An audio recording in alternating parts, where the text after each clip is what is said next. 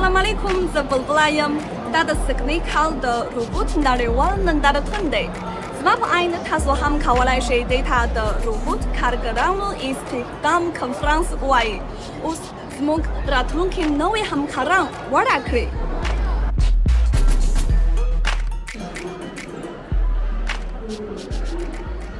په دې نندارتون کې له 600 څخه ډېر روبوټونه کتلی شي چې ډېر یې د چینایی ډلو لخوا ډیزاین یا تولید شوي ډېر روبوټونه د مخه خپور شوي ځینې یې به ژر بازار ته وړاندې شي چې د تولید طب کرنې خدماتو او د ټولنې نورو برخو ته به نوي بدلونونه راوړي که موږ یو روبوټ جوړ شي دا په حقیقت کې له برېښنایي کوچنیو برخو او کنټرول پروګرامونو څخه جوړیږي خو دا د کمپیوټر میخانیک الکترونیک بیولوژیکي او نورې پوهې پر بنسټ وده کوي کولی شي د حکمونو سره سم ځانګړې کړنې بشپړ کړي کله چې موږ دوی د تولید په پروسه کې کاروو دا د وړه همکارانو په څیر د ستونزو د حلولو لپاره موږ سره مرسته وکړي نو اجازه راکړئ چې د دوی کاري وړتیاوې معرفي کړم دا روبوټونه دي چې په سوپرمارکیټونو هوټلونو او رستورانونو موندلی شي د لارې د لارښوونې د خوړو لیږد او د معلوماتو ښودلو لپاره کارول کیږي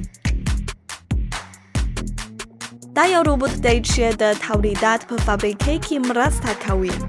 د دې کارول د تصدیو د کارګر لګښتونه ټیټولی شي دا د طب صنعت لپاره یو روبوټ دی چې کولی شي د جراحي په جریان کې دقیق حرکتونه ترسره کړي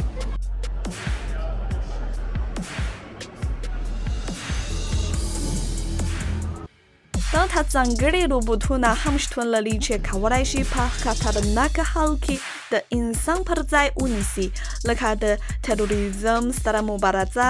اور وژنې ماینونه پاکول او داسې نور دا کولی شي په پیچلي چاپیریال کې حرکت وکړي او د اور ځایونه او د ګاز ډولونه کشف کړي خلک په خوندي ځای کې هغه کنټرول کوي داسې روبوټونه هم شتون لري چې په عام ژوند کې د ساتیرۍ او ملګرتیا رول لوبوي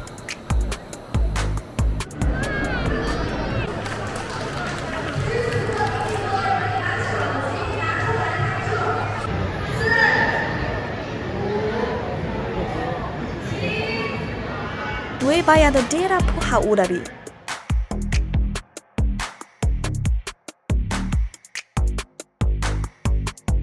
په هنرونو پوه شي او د انسانانو احساس ته غبرګون ورکړي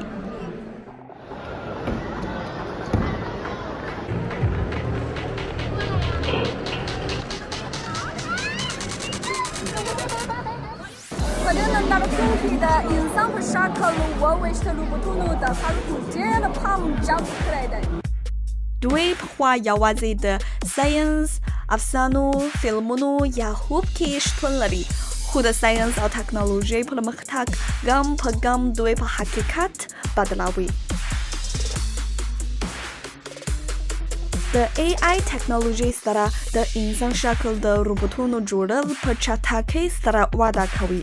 د انسان شکل د تازه روبوټ حرکتونه ډېر دقیق او انعطاف منونکي ښکاري او د فزیکي نړۍ سره د دوی حسي وړتیاوې په زیاتېدونکې توګه روښانه کیږي که د راتلونکي روبوټ همکاران هم ستاسو خوښېږي ما ته لایک راکړئ او زما پاڼه سبسکرایب کړئ د خدای په امان